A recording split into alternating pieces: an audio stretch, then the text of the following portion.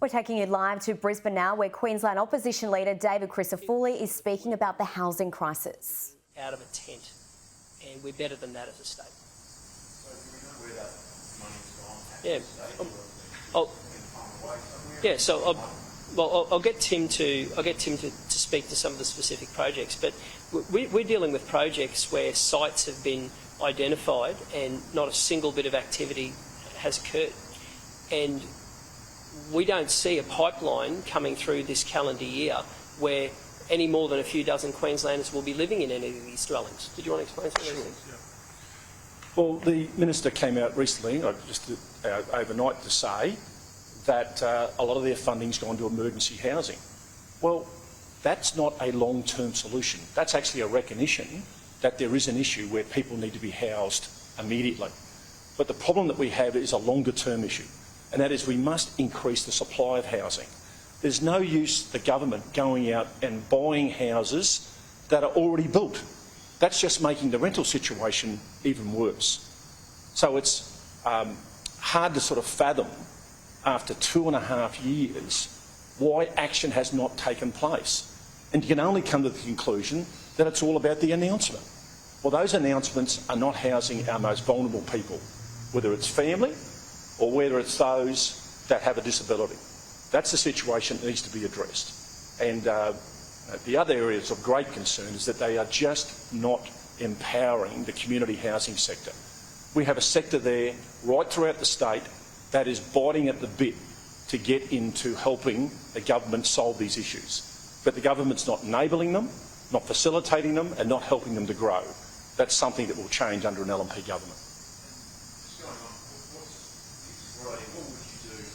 What is your idea? You have those relationships in place with development to start wrapping on that, like I said, not the current housing in place, but the land where those houses can be developed? Well, we've got to provide a policy framework that provides incentives for the private sector to come into this market, not disincentives. So what we've seen from this government is disincentives. When the Treasurer brought out the renters tax, I mean, that's not the type of thing that encourages people to invest into housing.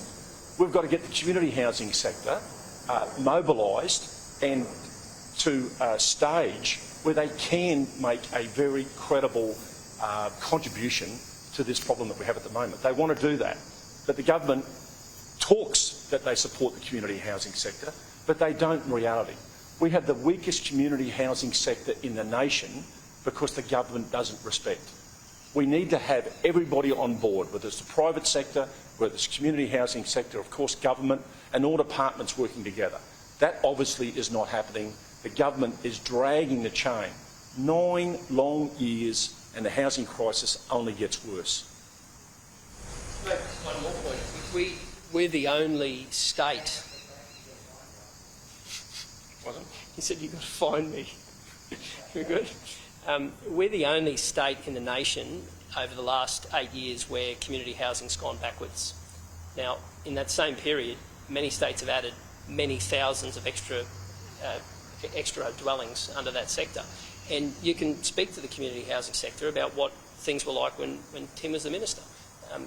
We've got to empower them. We have to welcome them back. We have to allow them to be part of the solution. We have to make sure that social housing is built on time and on budget. We have to make sure that the private sector's there. But right now, the government's failing right across the board. People don't believe they can own their own home. People are struggling to pay rent and find rentals. And social housing is going backwards. That is a failure of epic proportions. To get you just your thoughts on the reports of the culture at the moment in Newcastle, especially with the reports about pretty bad workplaces. Well, we want public servants to go to work and feel valued and respected, and we want to make sure that we attract the best to join the ranks and make sure we value and respect the ones who are there.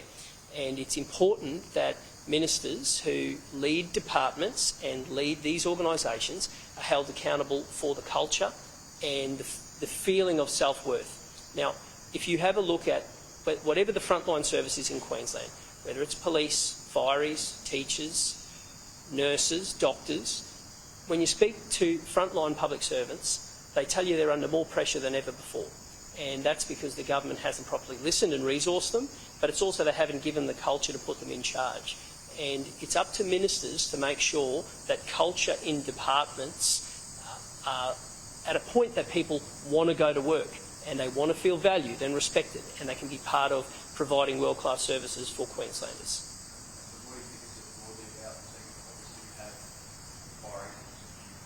Yes. Yeah. Obviously the random as well in the ambulance sector is not even time for morale. Yeah. Yeah. Morale in the frontline service delivery in Queensland is at rock bottom, and they tell us that they don't feel valued and respected, not by Queenslanders but by the state government, and we want to change that. Now, the government went to the last election promising that they would bolster frontline services, and in many cases it's gone backwards. There are 322 fewer police today than 18 months ago. The targets set for teachers and nurses haven't been met. They're a million miles away from meeting them. When that happens, it makes those frontline people feel really undervalued. They are working their tail off to try and keep some form of services, and they know that in many cases they are unable to provide the level of service that they want to because of poor resourcing.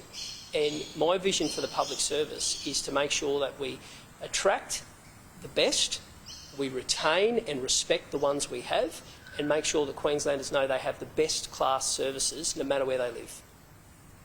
Do you think that was the Queensland opposition talking in Queensland there, and earlier promising to improve the housing crisis if elected.